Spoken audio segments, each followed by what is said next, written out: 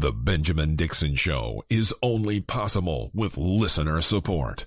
Go to www.thebenjamindixonshow.com to register for our blog and join the Progressive Army. And now, ladies and gentlemen, You're now about to witness the truth. It's the Benjamin Dixon Show. So they finally did it. FCC Chairman Ajit Pai has his wet dreams of everything that he was sent to Washington, D.C. to do. If you know anything about the chairman of the FCC, he spent time in corporate America working for Verizon, spent a significant amount of time working for Verizon. After he came from his opening job, his entry-level job after graduating Harvard Law School, was working for the Department of Justice in the Antitrust Division and working in the Telecommunications Division of the Antitrust Division. So he learned the ins and outs. And then he went to Verizon, took that knowledge to Verizon, worked his way up at Verizon. And then after a couple of other appointments and jobs in the government, he lands back at the FCC to do the bidding of Verizon. And today, Verizon and other corporations that are pro the repeal of net neutrality got their way, what they've been working on a long time. And now there are no longer any rules to a free and open internet. The internet service providers have the ability to throttle information, to prioritize information, to make fast and slow lanes based on what content creators are able, or what software companies or marketplaces like Amazon, what they're able to pay to the internet service providers. And Verizon is one of the biggest internet service providers, considering how many people consume their mobile content and other investments that they have. So here we are. We're here at this place where, despite millions of Americans saying this is not what we want, despite the fact that the FCC had 2 million fraudulent comments filed under the names of people who did not file them in favor of the repeal, and yet that investigation has not been completed. Here we are with a smirk grin on his face. This young Generation Xer, Harvard, the next generation of class warfare is being waged by, the nerd. The nerd in the class who's more than happy to do the bidding of corporate America. Because you have to understand, this is a competition between corporate America in many regards. There's some companies who absolutely did not want, because it's already happened. They did not want the repeal of net neutrality because they enjoyed having free access to deliver as much content to you without any additional fees. And I think in because these fees are going to be passed on to us, right? You do understand these fees are going to be passed on to the end user in one form or fashion. Even if you think about free platforms like Google and Facebook, those fees are ultimately going to be given to us in the form of additional advertising, additional selling of our private information, of our data, in order for them to make up for those losses. So this is not something that's going to penalize only content creators. It's going to penalize people who want to get into the innovators, people who are coming into the marketplace for the first time. And now companies are going to be free to create lanes, to charge, to essentially, the shorthand for it is to break the internet. Because one of the key principles of the internet was anybody can get on it and start something without any significant overhead. The real thing that mattered was how much capital do you have to actually do whatever it is the hell you wanted to do on the internet. I mean, there's great divides between, progressivearmy.com and vox.com, for example, because vox.com had rounds of funding. Progressivearmy.com had rounds of my paycheck.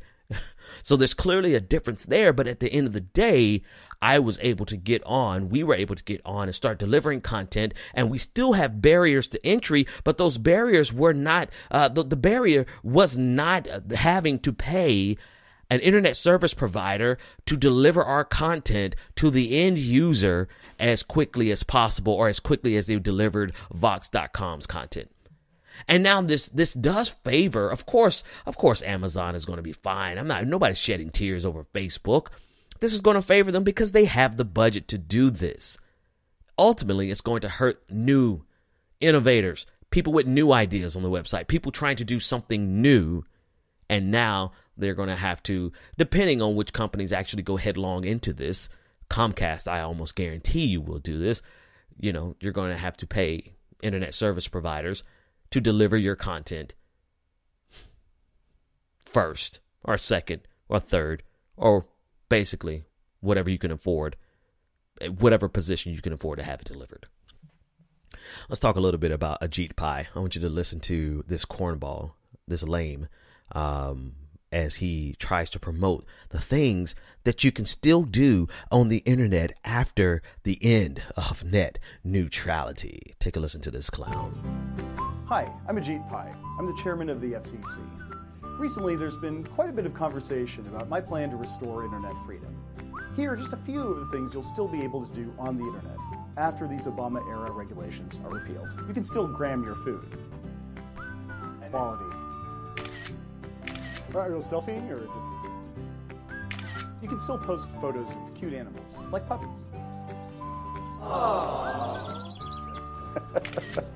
You can still shop for all your Christmas presents online. Yes, got that bulk deal on fidget spinners. Yes, those Eclipse glasses are so cheap. You can still binge watch your favorite shows.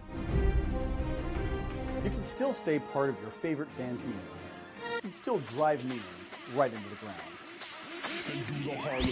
This guy really thinks we're idiots. And I would have rather he just jammed this down our throats than to pander to us like this, because you really have to be the type of body politic that they need to pull off this stuff without any opposition. You really have to be almost like a conservative, right?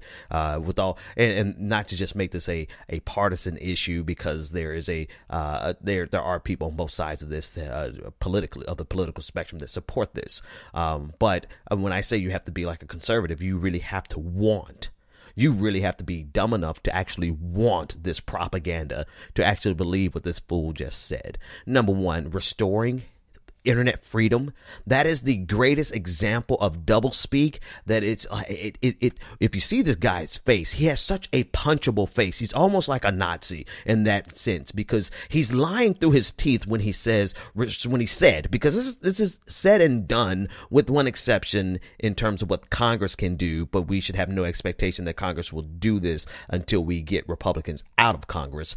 But when he said that they're going to restore internet freedom for what, right? Freedom for companies to throttle data, freedom for companies to create lanes for internet service, for what they deliver, fast lanes, slow lanes, freedom for internet service providers to make barriers to entry for new companies, such that there won't ever be a replacement to Facebook, because you can't afford to deliver content at the price that Facebook can deliver content. That's not freedom. We were always at war with Eurasia. Doublespeak. This doublespeak is so disgusting, and yet they have the unmitigated gall to give it to us as though we're ignorant. Ajit Pai, we know exactly who the hell you are and what you're saying. We don't listen, man. Listen, just be real about it. Just be real. The problem is that there are people, particularly conservatives, because the very next thing he said in this commercial was, once we get rid of these, quote, Obama era regulations. And that was a play to conservatism. That was a play to the Republican Party. Paul Ryan released a statement via Twitter today saying this is the right call by Ajit Pai, FCC, and the FCC. But the way to keep the internet free and open and protect consumers is to crack down on internet service providers that would abuse open access. This is the greatest example of doublespeak that I have ever seen in my life. Paul Ryan is one of the most disgusting and dangerous people in politics. He must be put out of power immediately. Randy Bryce, somebody replace this man. Listen to this. Of internet service providers that would abuse open access. For people who swear that they want freedom of speech above anything else. The greatest access to freedom of speech was the ability for anyone to get on the internet and deliver content to end users without having to answer to a pimp.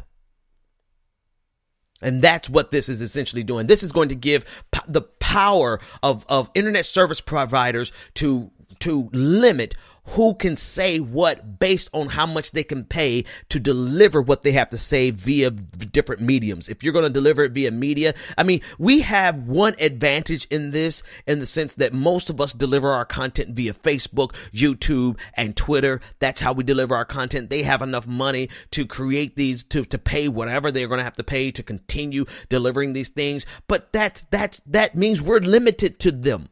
That means that there are no other competitors who can afford to get in and create other platforms that will compete. And that also means that Facebook, YouTube, and Twitter are going to find ways to pass these costs off to the end users. And there's so many other areas of net neutrality that they're going to monopolize on or capitalize on. But that's the one that I think is most in front of all people. But the doublespeak, oh my God, how dumb do you have to be to actually buy into the notion that restricting access to the internet is actually more freedom, and that internet service providers that would abuse open access aren't going to abuse it by now being able to charge more? This is where we are in 2017. This is in a way, this is where we've always been, but we managed to keep them at bay. And there are a lot of questions and accusations about President Obama's role in this. And I think this is demonstrative of people's lack of knowledge of how this system works, and really not to insult people, but also something that you can simply Google and find out. The FCC is run by 5 commissioners or 4 commissioners and 1 chairperson. And by law, there can only be 3 appointees, 3 commissioners that are representatives of a particular party. At the time when President Obama had his picks, he followed that tradition, which was 1, he can only have 3 Democrats on there. And then 2, the tradition was to give those second picks, those remaining picks, to the Republican Party because they had to be Republican affiliated. And so he did that, and Ajit Pai got into the commission by virtue of a recommendation by Mitch McConnell, who clearly had the relationships with lobbyists from the telecommunications industry. And so a lot of people are saying, oh, Obama wanted this. Obama was restricted by law. He could not appoint he had 3 Democratic leaning people at the time. And so he had to, or the replacements, he had to replace a person from the conservative ranks. And that's what he did with Ajit Pai. And now Donald Trump gets into office with one singular goal of repealing net neutrality to do away with the Obama era regulations. He elevated Ajit Pai from being a commissioner, who as a commissioner, Ajit Pai opposed all of the moves being made by the Obama administration. He was vocal against it, and so we knew who he was.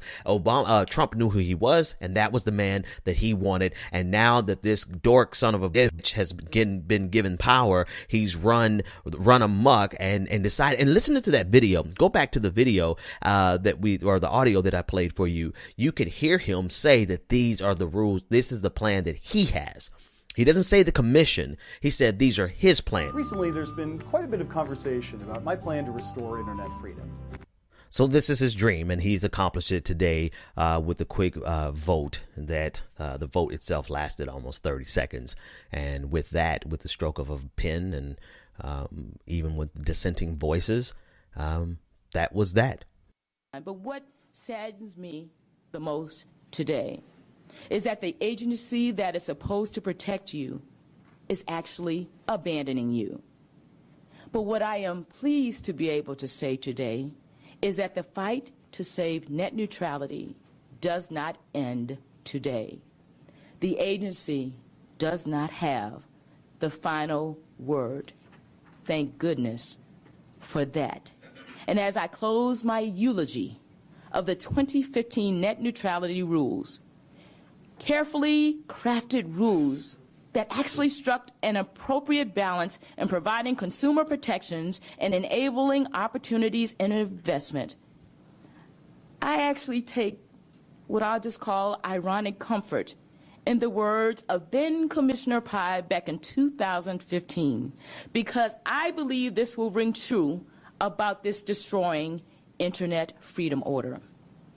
I am optimistic, he said, that we will look back on today's vote as an aberration, a temporary deviation from the bipartisan path that has served us so well. I don't know whether this plan will be vacated by a court, reversed by Congress, or overturned by a future commission, but I do believe that its days are numbered. Amen to that, Mr. Chairman. Amen to that. Thank you.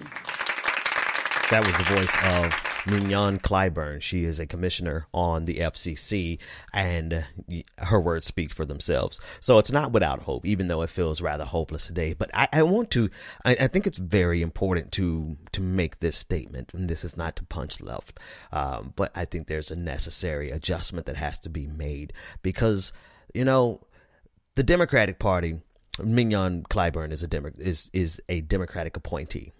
And so there was a second Democratic appointee who gave a dissenting comment. And the Democratic Party is not going to do us a whole lot of favors and a lot of things. But they are not looking to hasten the Gilded Age. They're not looking to give away everything to corporate America, every bit of resources, every bit of our life, every bit of our safety net, to take the Social Security safety, the trust fund for Social Security and turn it over to Wall Street. They're not looking to do those things. And this is a clear example. And people in their haste to try to find a way to make an equivocation between, a false equivalence rather, between the Democrats and the Republicans, they try to lay this at the feet of Barack Obama. But it's just like the balance is flipped now. The balance will be flipped again in a few years because of the rules. There will be, Donald Trump is not going to be able to, if God forbid he has 8 years, but he by law is not going to be able to replace, the Democratic members of the FCC with Republicans. He's going to have to himself appoint a Democrat.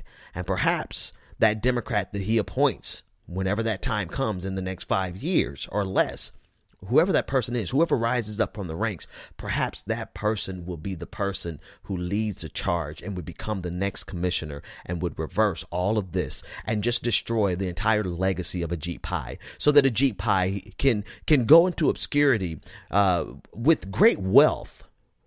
You know, he's going to be wealthy because he's done a good job for Verizon and for other telecommunications company. But you know, his legacy can be erased as easily as it has been written.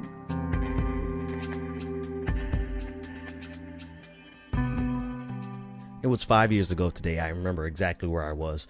I had just brought my students in from playing basketball.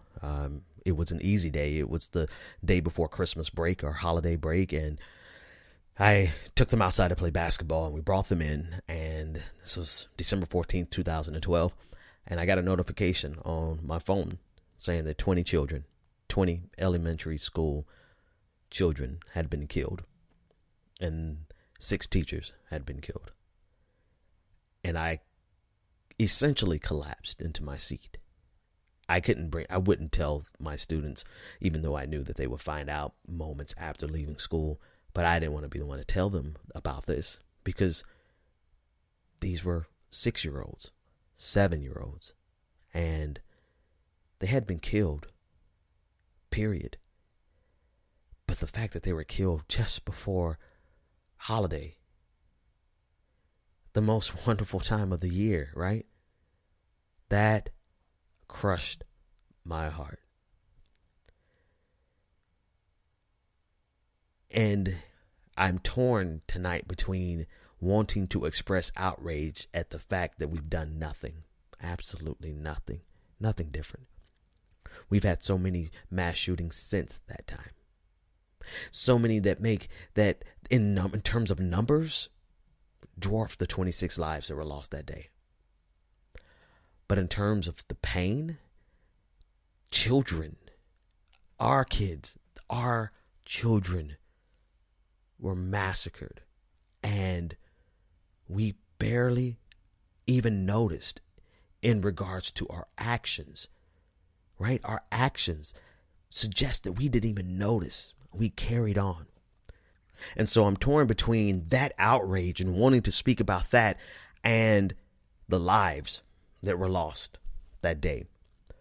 6-year-old Charlotte Bacon, 7-year-old Daniel Barden, 29-year-old Rachel Diavino, 6-year-old Olivia Engel, 7-year-old Josephine Gay, 6-year-old Dylan Hockley, 47-year-old Dawn Hochsprung, the principal of Sandy Hook Elementary, 6-year-old Madeline Sue, Catherine Hubbard, who was also 6 years old, 7-year-old Chase Kowalski, 6-year-old Jesse Lewis, 6-year-old Anna Marquez Green, Jamie Matali, who was also 6 years old, 52-year-old Anne Marie Murphy, who died shielding students with her own body, 7-year-old Grace McDonald, and sadly the list goes on and on and on. 6-year-old Emily Parker, 6-year-old Jack Pinto, 6-year-old Noah Posner, 6-year-old Caroline Praviti, 6-year-old Jessica Ricos,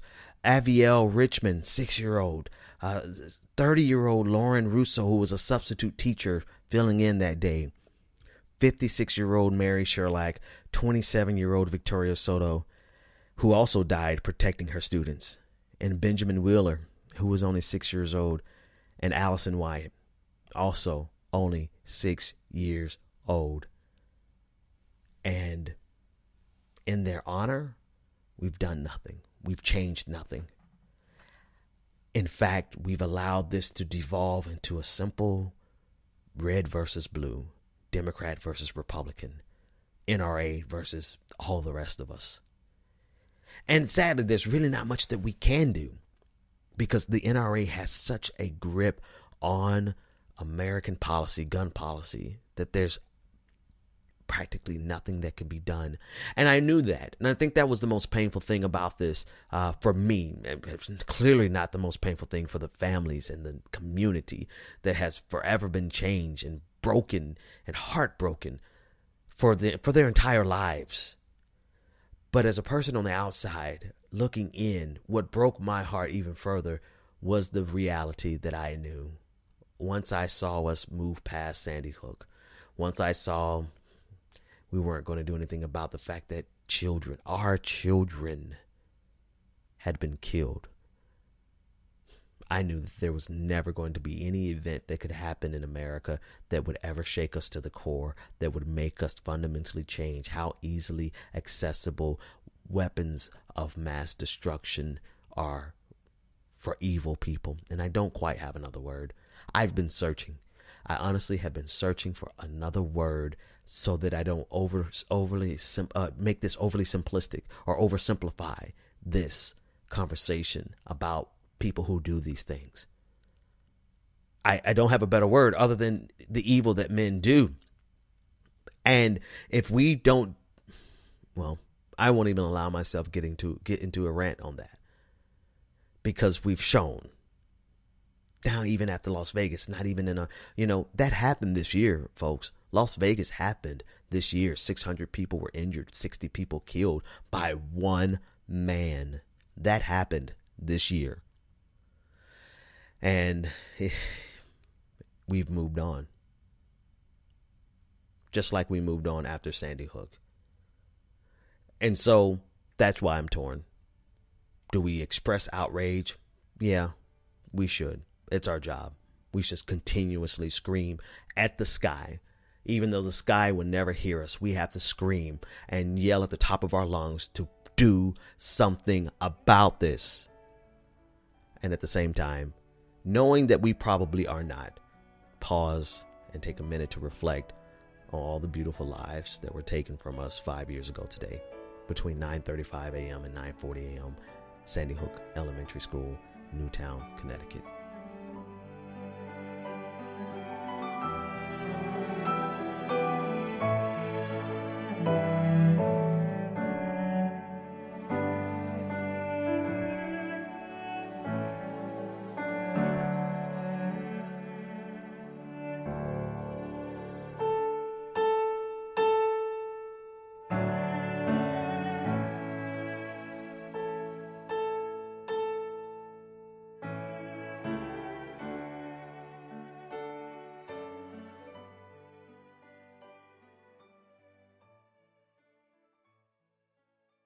there are so many other things that we should talk about, but I think it's appropriate to just stop there.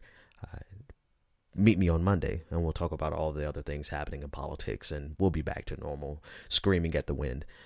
But before I go, I want to thank Matthew Riley Music for permission to use the audio that you just heard.